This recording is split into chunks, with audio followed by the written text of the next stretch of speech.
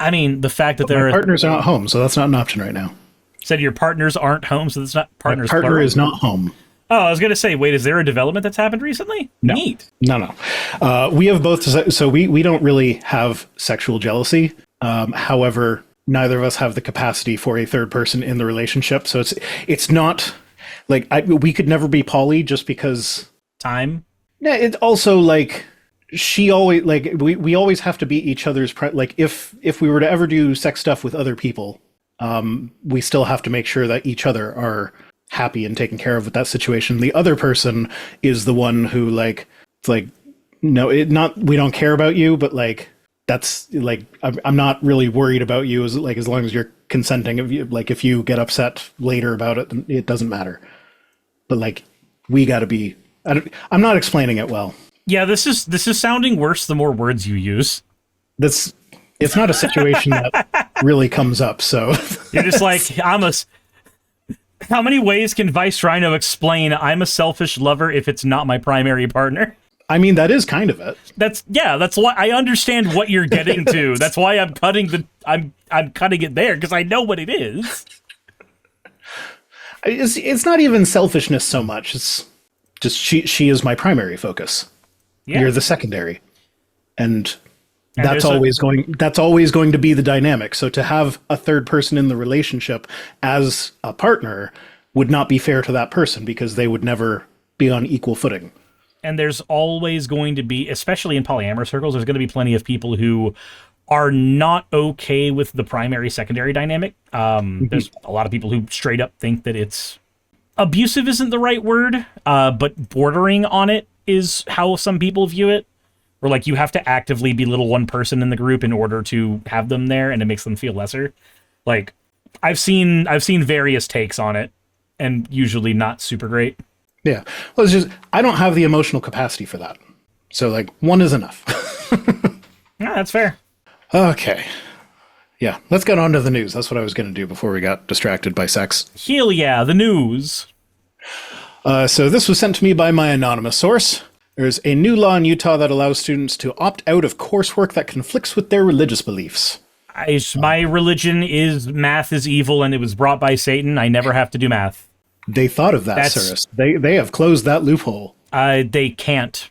They actively can't. They don't get to determine what's in my brain.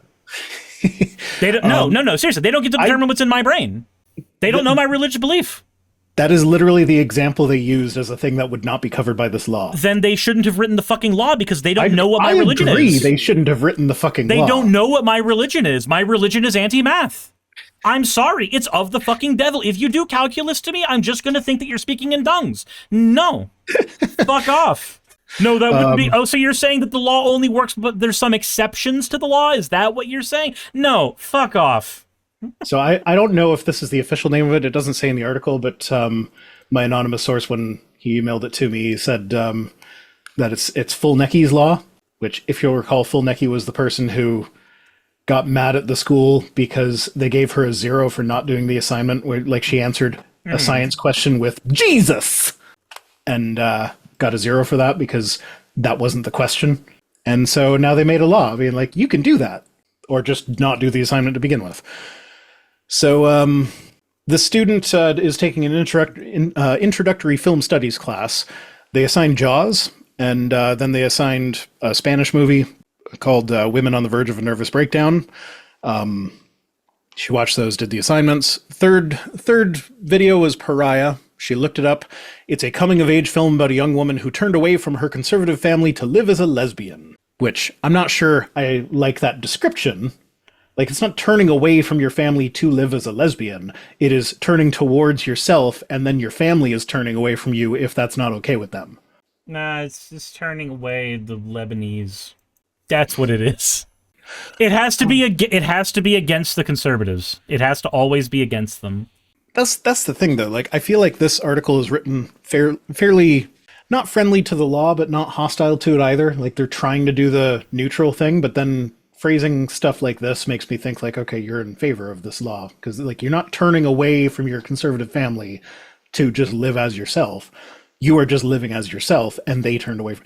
It's like we're experiencing this right now, which I'm not going to go into a lot of details, but my partner's family is a lot of them she's going no contact with. Mhm. And it's like we're not going no contact because we are turning away from them. It's they are refusing to be respectful of us. And so we're just not like that's a boundary. Like if you want to apologize and say that's okay, then we can talk again, but they're just not. So yeah, that strikes a little close to home right now. The way they're phrasing that is like that's not how it is. That's not the case. Yeah, Like, I'm not turning away from my family. I'm telling you this is how I am, and it's up to you whether or not you accept me. like my mother's actually a really good example of this because she is a Christian. She is conservative, but she's a weird brand of conservative. So like she's not fully LGBTQ affirming or whatever, but she's not against it either. And like when I have multiple kids that came out as trans or whatever, and she was fine with using their chosen names, but at first she was not okay with the pronouns. She was like, Of course you have blue hair and pronouns. No, she was like, she told me I can't do, like I corrected her on it once and she said, I can't do that. And so then I sat her down, I had a conversation. I explained to her that the research has shown that having family members that are not affirming, that refuse to use pronouns and stuff like that, increases the risk of suicide. Soon as I said that, she was like, you mean me using those pronouns could make them kill themselves? I was like, I'm not going to put it that bluntly, but it will increase the risk. Yes. And immediately, like she's actually gotten better. Like I'm still bad at the they. The they does not come naturally to me, especially someone that I like. If I'm introduced as like Piper, I've never had a problem with Piper calling them they. I almost said calling them gay, but Call it Pride Month. I don't know if Piper is gay. But yeah, no, I've never had a problem calling Piper they. But my oldest child is non-binary, and they go by they. But I still slip up and say she. You just have to sit there and remember And that in a few weeks, June's over. No more theys, no more gays, or some shit. But my dear old mother, who is conservative, set in her ways, as soon as she realized that her using the wrong pronouns could cause the kids harm, she was like, no, I'm changing immediately. And it was fine. So like, that is what it should be. It should be like, yeah, I might have views that disagree with this, but I'm not going to force them on you. I'm going to respect you as a person. Like that's the right way to do it. Ideally. The reality is there's a ton of people, and you already know this, who, when you correct them, they just start tightening up their britches and go, no, you don't get to tell me what to do. Well, yeah, that's kind of like what I did just a second ago. That is what my mother started to do. But like when I actually went over the details of it with her, she changed her mind. So like that's the right way to do it. And so as a result, my mother is still in my life and is still in my kid's life. She is an influence that I don't particularly enjoy in some ways, because she does try to talk to them about God and take them to church and stuff. And I'm just like, really? But yeah, unless she's not with them often enough that that's actually going to take hold, I don't think. Mm-hmm. But yeah, aside from that, she's great. Anyway, so yeah, she's a freshman at Weber State University, a devout Catholic and a political conservative, and she felt uneasy about this film. She didn't want to watch it, and the idea of writing a paper on it made her even more uncomfortable. Guess what? If you're not uncomfortable in a film studies class, then the professor's not doing it right. You shouldn't be in a film studies class if you're not willing to engage in things that make you uncomfortable. Here's the thing. You don't even have to agree with it, because like, you know what one of the most groundbreaking films of history was that every film student should be required to watch? Birth of a Nation. Yeah. Absolutely terrible film. They pioneered so many techniques that are still used to this day, like the montage. That was the first film that ever made use of a montage. And now, like, everybody knows what a montage is. Every movie has a montage. It was pioneered in that racist piece of shit. Like, the filmmakers who made that movie were very competent people. They knew what they were doing. And watching that movie would make me very uncomfortable. But if I was in a film studies class, I would expect that at some point I'm going to have to watch it. I'm just going to say, in general, and this may be because I recently watched a video on this, and it kind of stuck with me. I don't remember the YouTuber who made the video. I'm actually actively looking through my history right now to find it, so I can credit them with this. But there's a video I watched recently about how we suck at media analysis. And one of the main reasons that we suck at media analysis is the fact that we desperately try to moralize media. We do everything in our power to try to argue that certain media is moral, isn't moral, shouldn't be consumed, should be consumed for a variety of reasons. And the end result of it is people stop thinking about what media is telling them. They stop thinking about what it says. They stop thinking about the world in which it was made. That the point of that one specifically was the character Byron, I think, from How I Met Your Mother, how much of like an actual like sex pest he is. But simply sitting there and looking at it and going, well, that didn't age well. Shut the fuck up. Everybody knows that. Congratulations. You're super special. Now, why did the culture around there find that acceptable? That is a far more interesting conversation than that didn't age well. Mm-hmm. So, like I'm scrolling through all of my shit and I can't find the actual video. But the thesis of the video was, hey, media literacy dies when we start moralizing media as much as we do. Another example that was given was Harry Potter, where it was, hey, people who try to take the stance that you should not be able to even read or see. Like, you give no money, you pirate the damn thing, you've done nothing to affect anything, and there are people who still have the opinion you should not be allowed to consume the media. No, fuck off, fuck you. I don't get tainted when I read a book. I learn more. I think Harry Potter has been a fascinating study in people's increasing interest in media literacy, because like when it was coming out, it was unthinkable that someone would not like it. Like, yeah, there were a handful of critics that were like, this isn't even well written. I don't understand why the kids are going nuts over this. Mm-hmm. But like, it was so popular. Everybody, like, I'm not going to pretend like I didn't like it when it came out. I absolutely did. But like looking back on it now, it's like, yeah, there are massive, massive problems with the stories that absolutely should have bothered me more than they did. And Olurinati is the YouTuber. I just found it. Sorry. Olurinati, Olurinatti, and it was how this didn't age well destroyed media literacy. Fantastic video. Also goes into propaganda a lot. It's really good. Yeah, Olivia, before I forget, said same for Triumph of the Wills. So yeah, with regards to absolutely horrible movie with a horrible message that was very competently made and pioneered a bunch of film techniques. Triumph of the Wills, if you're not familiar, that's the German propaganda thing that was basically a documentary of the Nuremberg rally. Mm-hmm. It's where a lot of the footage of Hitler and the Nazis come from that we're all familiar with. And again, very well done. Would make me very uncomfortable to actually have to watch it. And could very easily be an integral part of a media studies class. I am very much of the opinion people should, even if you moralize media a lot, because I can understand if you're the kind of person that really wants to moralize your media as much as you can, but even if you are, at the very least, you should be willing to consume that media in order to understand the perspective of the person that you disagree with. Mm-hmm. Because you can't fight against it if you aren't willing to at least learn its rhetoric. Absolutely. But, so this new state law offers these students a unique protection. If something in class conflicts with their strongly held religious or personal beliefs, students can ask their professor for an alternative assignment or exam. So, yeah, I guess you just make the alternative assignment or exam one that will make them infinitely more uncomfortable and make sure that the law has a no takesies backsies clause. I feel like that would lose based on malice, the same as the Masterpiece Cake Shop thing. Well. Harry Potter, formerly hated by Christians because of magic, now boycotted due to their creator being a raging transphobe. And now loved by the exact same Christians who boycotted it 20 years ago. I'm actually curious about Donald James Parker's view on Harry Potter now, because fighting against Harry Potter was one of the things that got him to start making movies in the first place.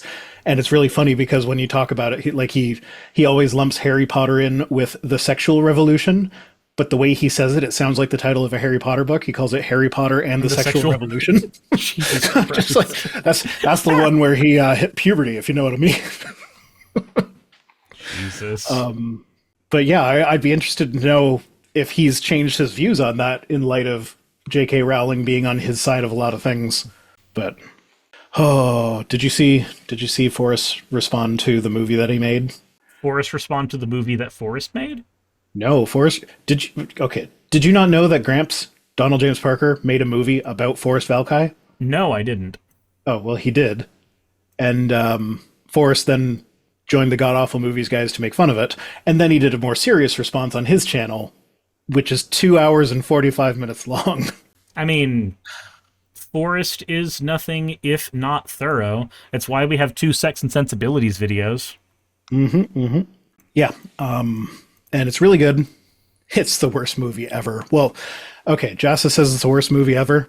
Clearly, Jassa, you have not seen The Unexpected Bar Mitzvah, one of Donald James Parker's other movies, that the moral of the story is friends don't let friends be Jewish. Oh my fucking God. And it literally has a scene where the Jewish father, when his son admits that he is converted to Christianity, the Jewish father rips his shirt and screams, Baruch atah Adonai Eloheinu!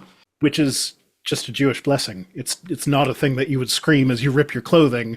They were just like, what are some Jew words? That was what they came up with. Oh my God. It is wild. I will when I post this as a clip, I will link to my video covering part of the movie that they made about Gramps made about Forrest, and I do use a clip of the Baruch atah Adonai Eloheinu thing. So yeah, go watch that. He also has a movie where he almost ruins his relationship by once having had consensual sex with a lady, like not even cheating on anyone, just before he even met you. I once had consensual sex, and then the person that he almost ruined the relationship with just starts crying and is like, have you been tested for sexually transmitted diseases, especially AIDS? It's something else. So I want to make fun of that. I really do.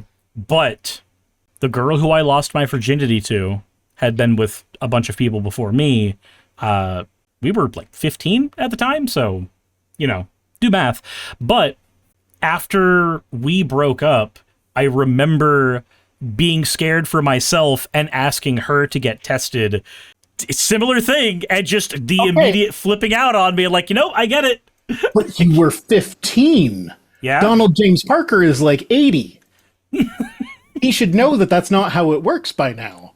Yeah, well, we can always hope. But I'm actually going to. I'm going to pull the clip because I will pull the clip from my video because I know I won't get copyright claimed on my video.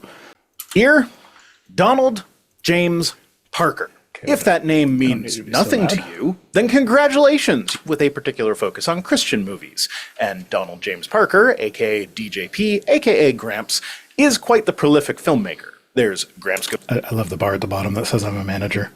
Okay, I'm going to press play on this. You guys watch it while I go let the dog in. Yay! The story of how an old man went back to college and proved to the college biology professor that evolution is a lie. Also, she's a hot cougar who really wants to fuck him. Have you ever considered that maybe there really is a heaven and a hell, and that people like you are condemning young people to eternal punishment because of your teaching? Have you ever considered grabbing me and having some fun? Well, you don't need to be afraid, honey. You can take advantage of me any way you want. I'm just sorry. She's technically a cougar, but she's not really a cougar to him. Okay, yeah, you know what? In my head, cougar is just sexy older lady. It did not occur to me to make the connection between sexy older lady who chases after younger men. Okay? I have been corrected on this so many times in the comments. You don't need to add on to the pile. Shut the fuck up. Hot cougars really want to fuck him. You don't have a woman friend? Not even close. A good-looking guy like you shouldn't deprive all these lovely ladies of your company. You realize that females outnumber males by a pretty big margin at our age. It would be a crime for you to withhold love from one of us lonely women. Well, I'd hate to really be involved in criminal activity, but aren't I just a little too old for you? I like mature men. So, just for the record, I actually did snip out a bunch of long pauses from his videos. So, like, as awkward as this is to watch, it's more awkward in the original.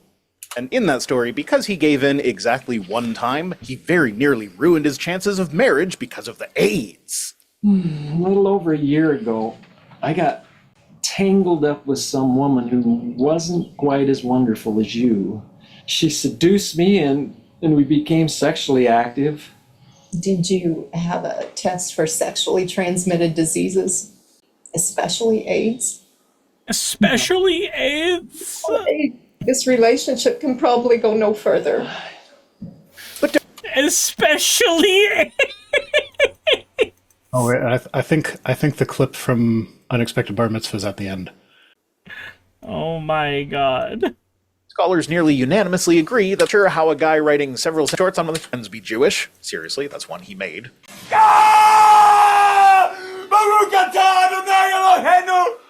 That was the Jewish father's reaction to his son saying, "I'm Christian now." Everything about what I just saw gave me an unreasonable amount of joy. What is wrong with me?